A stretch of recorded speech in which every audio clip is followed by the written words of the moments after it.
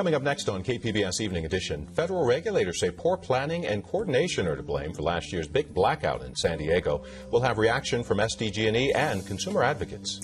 And May Day protests used to focus on immigration rights, but not this year. Hundreds of people rallied downtown to show solidarity for all San Diego workers.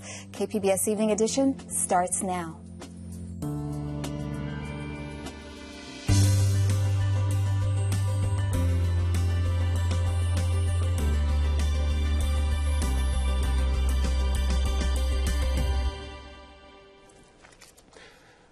Good evening. Thanks for joining us. I'm Dwayne Brown. And I'm Amitha Sharma. Federal regulators say poor planning and a lack of power grid coordination are to blame for last year's big blackout. The outage left San Diego County in the dark for nearly 12 hours last September. It started with a line failure in Arizona, then spread through northern Mexico to parts of Orange County. The Federal Energy Regulatory Commission says the cascade could have been avoided if power companies had better communication with each other and used their information more effectively. San Diego Gas and Electric says the report will help improve overall service in the area. The utility's chief operating officer says SDG&E started working on improving coordination right after the blackout to make sure it doesn't happen again. I think the more important thing is we've already taken steps, and the balancing authorities have taken steps to have more visibility into each of the systems that are connected together. And so the opportunity for an earlier warning about why our power flow's changing on the system will be more robust, and an opportunity for everyone hopefully to even react more quickly, so that we don't get to that point where you have to rely on a separation scheme between two systems. In a moment, we'll talk with the utility consumer advocate about today's report. Protests on the first day of May, or International Workers' Day, used to focus primarily on immigration and labor rights, but not this year. In San Diego, it drew hundreds of men, women, and children to the Civic Center Plaza, where they demanded everything from wage increases to the end to education and health care cuts. They chanted and sat in the middle of 4th and B Street as an act of civil disobedience, while police and other bystanders looked on. Protests like this one were staged across the world today. May Day in the U.S. recalls the 1886 labor clash in Chicago, when a wave of mass strikes for a legal 8-hour workday led to severe beatings of protesters. I wish that we could just go to the poll and vote and a change would occur. Hugh Moore joined the Solidarity movement. He's a nurse at a hospital in National City. The thing that creates change is people involvement, people getting out there, and if it gets to the point where it requires people to sit down in the street and block traffic so that people are aware that the problem exists, then I'm all for that. I want to see that happen. Larissa Dorman teaches political science at San Diego City College. She came with several dozen students and says it's important to support workers locally. We know that San Diego is actually in 1912 the place of the free speech fight, one of the major free speech fights that was in favor of workers' rights here in the city. And we know today we have issues for janitors, taxi drivers, people that are working poor in this city that need help and support. And so today I think more than any other time, really, when we see this wealth divide and austerity measures being placed upon our students and everyone else, it's important we stand together in solidarity. Dorman says students at City College have created the nation's first Workers' Rights Center, where they are trained in labor law to help other students understand what their rights are as workers.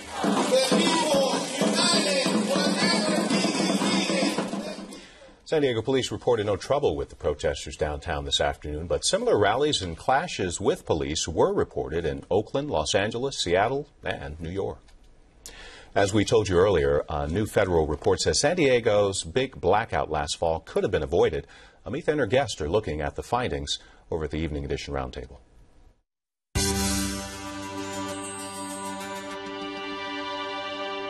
The federal report out today finds the worst blackout in San Diego's history was due to poor planning. Michael Shames, executive director of UCAN, joins me to talk about the federal investigation into the blackout. So, Michael, we know that this blackout was triggered by a utility worker at a substation in Arizona who was trying to fix a piece of equipment. The Federal Energy Regulatory Commission says that should have never caused the blackout that it did. Why did it? The regulators pointed to a combination of three factors: bad planning, bad communication, and bad judgment. And those three things, the regulators said, is what contributed to making what should have been a small, isolated instance or event in the desert into a massive electric highway traffic jam throughout Southern California that has effectively shut down Southern California's electric highway. Just to be clear, the system is built to withstand such an incident. The regulators made very clear what happened in Arizona should in no way have caused the kind of massive outages that we had in Southern California. So these three factors that the Federal Energy Regulatory Commission outlined as the causes of this blackout: lack of planning, lack of observability and awareness on the day of the blackout. First of all, what does that mean, and who's to blame? Is it the California Independent System Operator, which is responsible for maintaining enough power in the grid, or is it San Diego Gas and Electric? Who is it? Okay. To the first question, the regulators were essentially saying that the operators who were running the transmission system in each of the utilities throughout Southern California couldn't see what was going on, didn't know what other people were doing. Bad communication. That's what they mean by observability. They were effectively flying blind, and they shouldn't have been. In terms of who's to blame, the regulators decided to put a pox on everyone's house. Rather than pointing a finger at any one utility, it said, all of you were acting like you were on a Simpsons show. You were all acting badly, and you need to get your act cleaned up in time for this to not happen again. Let's talk about the timing of this. We keep hearing that this region is in for rotating blackouts this summer because San Onofre might still be offline. How critical is adequate planning this summer? Very, very critical. We literally this summer will have no margin for error. With San Onofre out of commission, we cannot make any mistakes. So we are literally walking on an electric tightrope this summer. And if we are thrown off balance in any way, if any of these kind of problems reemerge during a heat wave that we have, then there will be dire consequences for this region. So we just simply have to have these fixes in place by July. These fixes, who's in charge of making sure that they happen? The federal regulators are the ones who are going to be observing and making sure that what they've asked for is done by the various utilities and by the California system operator. And how confident should San Diegans be that the store is going to be watched quite closely and that we're not going to have even worse blackouts than we might just have if it was only San Onofre that was the problem? Based upon what we know today, I'm very nervous. And what we'll need to hear all the utilities say is, we've implemented the changes, the reforms have been put into place by July 1. And if we don't hear that, then we have reason to believe that this could be a long, hot, uncomfortable summer. One thing I'm curious about is that the California Independent System Operator initially said after the blackout that they were going to do an investigation. They were very concerned. They were going to do their own probe, but then they didn't. What do you think about that, and do you know why? I do, yes. It turns out the California System Operator was one of the people or one of the entities that messed up.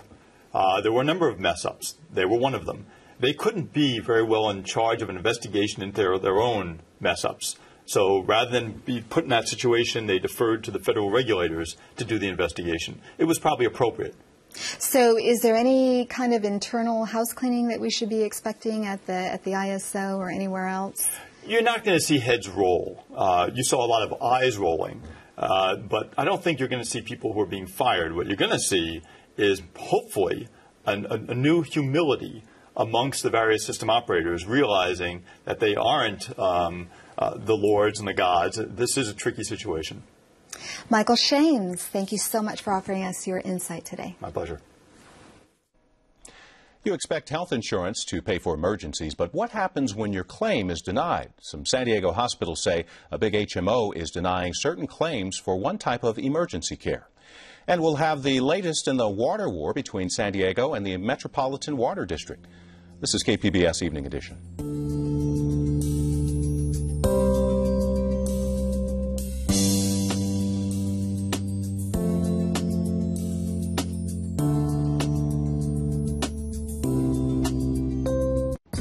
Tonight on KPBS. At 8, from a poor neighborhood in Cleveland to Olympic glory in Nazi-controlled Berlin, the story of athlete Jesse Owens on American Experience.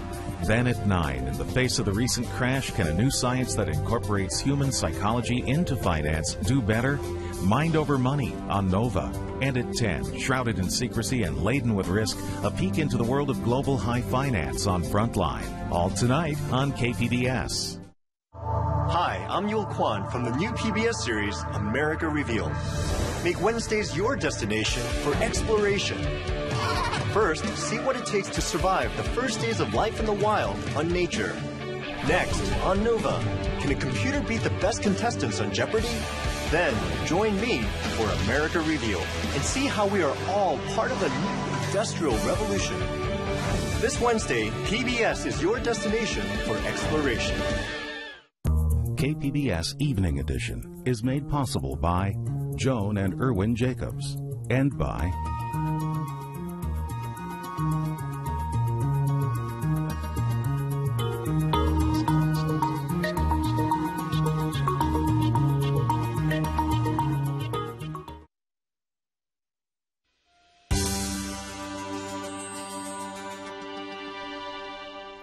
San Diego's largest private providers of mental health services are having problems with Anthem Blue Cross. They claim the HMO refuses to cover a high percentage of hospital stays for psychiatric emergencies. KPBS health reporter Kenny Goldberg says the situation is affecting access to care. Between Grossmont Hospital in La Mesa and Mesa Vista Hospital in Kearney Mesa, Sharp cares for more patients with psychiatric emergencies than any other local provider. Sharp Mesa Vista has 7 different units, including an ICU and an area for children and adolescents. Psychiatrist Michael Plopper is a medical director. He says over the past 20 years, Sharp has generally had good interactions with insurance companies, including Anthem Blue Cross. But Plopper says about 2 years ago, Anthem changed the way it reviewed claims. As a result, we now have more denied days from Anthem Blue Cross than any other payer. We have more hospital stays here that include denied days by the insurance company than all of our other insurance companies combined. Plopper shared some denial letters from Anthem.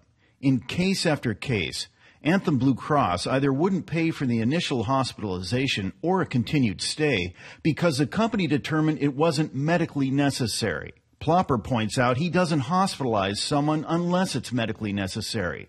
He says about half of his patients come in willingly, with conditions ranging from severe depression to schizophrenia. He says the other half are admitted involuntarily. They're admitted against their will.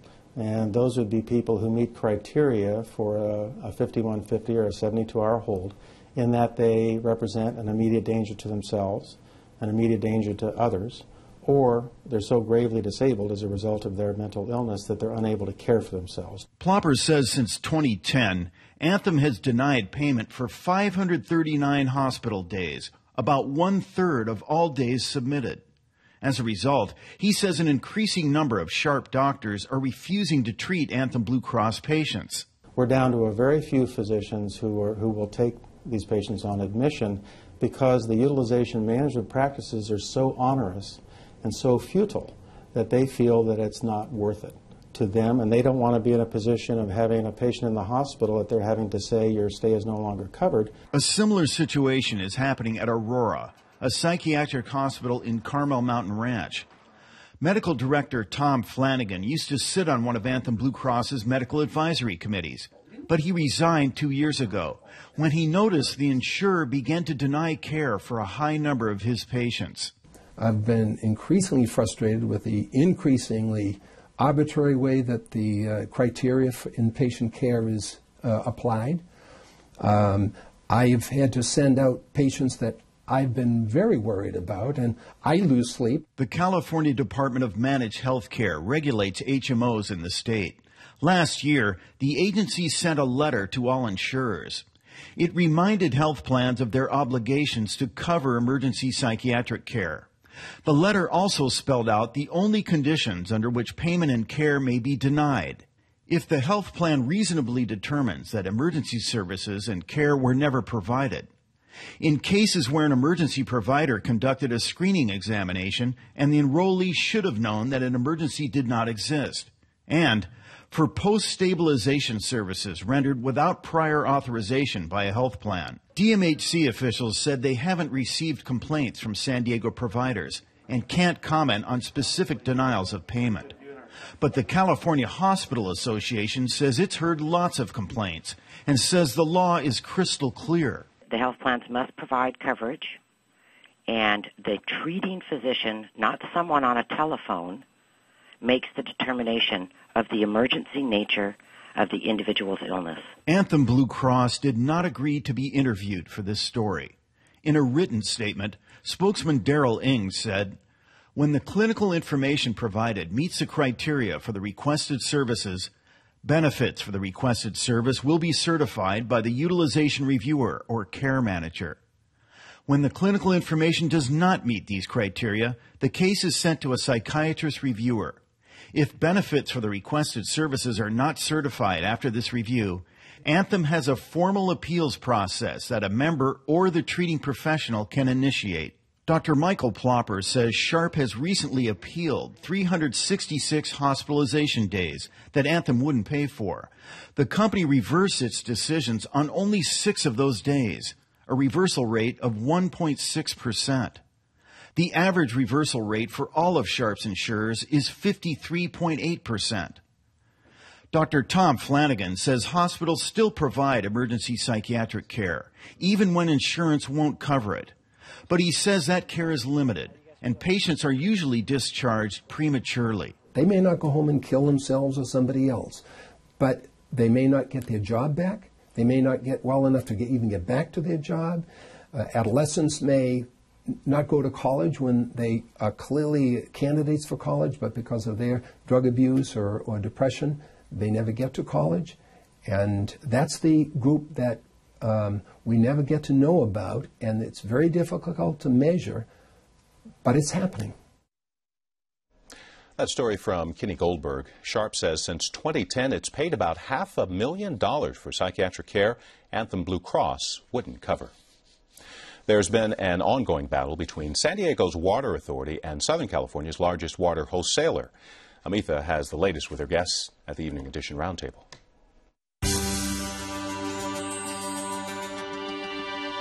The fight between San Diego County Water Authority and the Metropolitan Water District is not letting up. MWD recently imposed 2 consecutive 5% rate increases on San Diego. San Diego accuses MWD of overcharges in the tens of millions and of holding secret meetings. MWD calls the claims outlandish. The two are duking it out in the public and in court.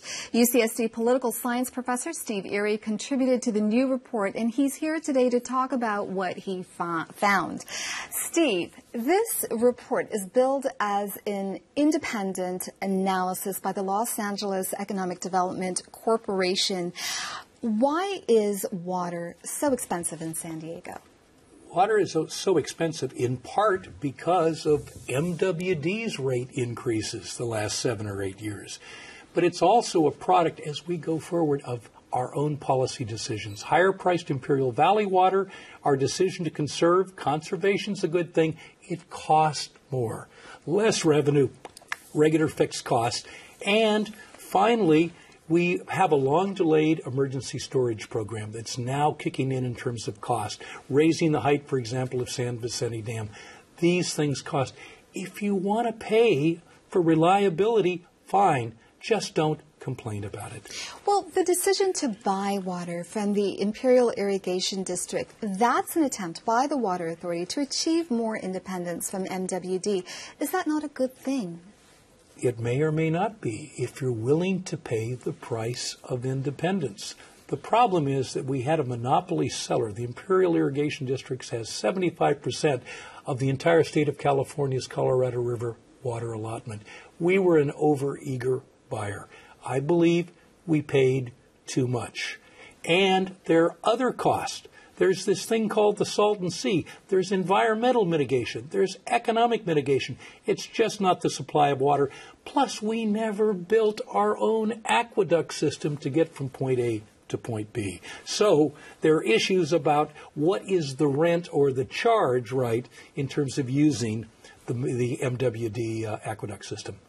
Well, you say that San Diego, one of your criticisms of San Diego is that they haven't spent enough money on building infrastructure. How does San Diego compare to other regions in California? Well, most of these other areas, particularly, and believe it or not, Southern California is better prepared for drought than Northern California because they're used to average rainfall, so that they're caught short after just a couple of years of drought. We, in a sense, have built a civilization in a semi-arid desert. Many of the other member agencies of MWD built their reliability, their dam, their reservoir system. I come from Los Angeles. They started doing that way back when. We're, in a sense, the laggard, and it costs more if you build later. There is a plan to build possibly a $2 billion pipeline from Imperial Valley into San Diego to transport water. What do you think of that plan? Well, who's going to pay for it? And we're going to be moving much less water now than when this idea was floated earlier on in the 1990s when we were talking about 500,000 acre feet of water. It's a very expensive proposition. If you want it, pay for it. I want to bring it back to this report that you co-authored. It's billed again as an independent analysis. The San Diego County Water Authority, however, doubts that it's independent. In fact, they had this to say. They say the draft report, discovered as part of the California Public Records Act request by the Water Authority, revealed a plan to surreptitiously commission the Los Angeles Economic Development Corporation to produce what the water agencies hoped would be viewed by the media and the public as an independent report. The public records revealed that the consultants were hand-picked for their point of view and that MWD staff worked on the report and helped edit the draft. What do you think of that statement? Look, the LAEDC has clients for their consulting business. They've been doing this for 20 years. There's always going to be an effort for the clients to try to influence. The LAEDC, I've done 7 reports for them, right, is supposed to have a hands-off relationship and to separate the consultants from the clients. There's a firewall. And the team was carefully chosen. You know, I may be viewed as somewhat biased given my past criticism. In fact, you are. They say that, look, you were hired as an expert witness by MWD in litigation against the Water Authority, and that you're not unbiased. What do you say to that? Yeah, but then I'm also biased against the City of L.A. because the State Lands Commission hired me as an expert witness against the City of L.A. in a port lawsuit. You know, being an expert witness doesn't mean all you're doing is opining on things that you claim to know about. That's not consulting. Look, the team that was put together, Greg Freeman, who was then the Vice President of Economic and Policy Consulting at LAEDC, has done several of these reports. Ted Groves, an esteemed senior professor of economics at UCSD. Vlad Kogan, right, one of our top graduate students, right? And we use just public records. Very quickly, is court the only avenue for resolution here? 15 seconds. It should be. This is a business dispute. The Water Authority has hired a very high-priced criminal defense attorney to turn it into a crime scene investigation in the court of public opinion. And we have to end it there. Professor Erie, thank you so much for speaking to us today. You're welcome. It's a little easier to get around Mission Bay tonight. The story in a moment. This is KPBS Evening Edition.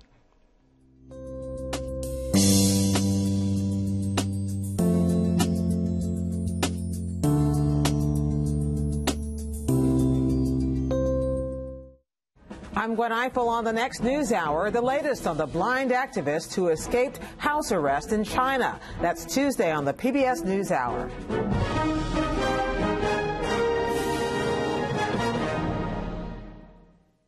Next time on Doc Martin, Martin and Louisa are still at odds. Your mother couldn't care less about our baby. Oh, but you could. A man is about to leave his son and move hundreds of miles away for the sake of his career. Bert and Al are in trouble with a loan shark. You make sure you're there. You've lost all our money and we're going to go bankrupt. And Morwenna assists Martin in emergency surgery. I don't mind giving it a go if you talk me through it.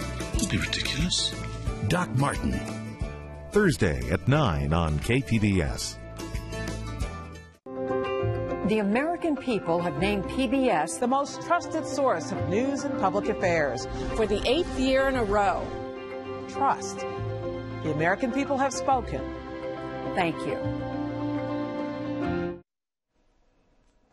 A new bridge connecting Mission Bay Park and Pacific Beach has finally opened. The Mike Gotch Memorial Bridge is for pedestrians as well as bicyclists. It connects the De Anza Cove area to Campland by the Bay.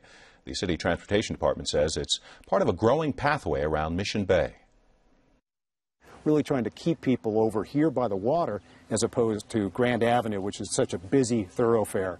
Before, bicyclists and pedestrians had to make a detour between the golf course and the Mission Bay Yacht Club, taking them up onto that really busy stretch of Grand. Not as safe as we would have liked it. The project cost $2.9 million. The bridge is named for the late Mike Gotch, who died from skin cancer in 2008. He was a San Diego councilman and assembly member who helped with the Bay's master plan.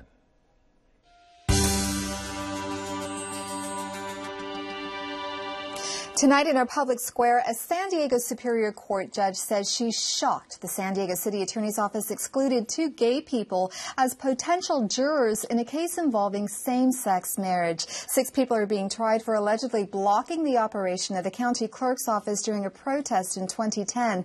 Attorneys for the defendants accused city prosecutors of deliberately excluding gay people from the jury pool, and Judge Weber agreed. She dismissed the entire jury panel, but prosecutors say the case isn't about anyone's rights. They say it's about disrupting the county clerk's office. What do you think? Do you agree with the city attorney's explanation? You can weigh in on the conversation by following us on Twitter, liking us on Facebook, and of course, you can email us. And now Dwayne has a recap of tonight's top stories.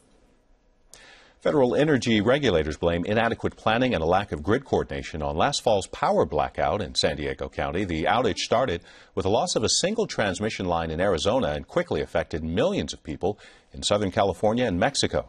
Regulators say it shows the need for better communication between major utilities and smaller operators. A coalition of labor groups, students, and Occupy San Diego activists rallied for worker rights downtown today. They blocked 4th and B Street for a short time, sitting in front of 3 banks before moving on to the rally in Civic Center Plaza. You can watch and comment on any of the stories you saw tonight on our website, kpbs.org/evening edition. Thanks for joining us. Have a great night. We leave you with a look at the forecast.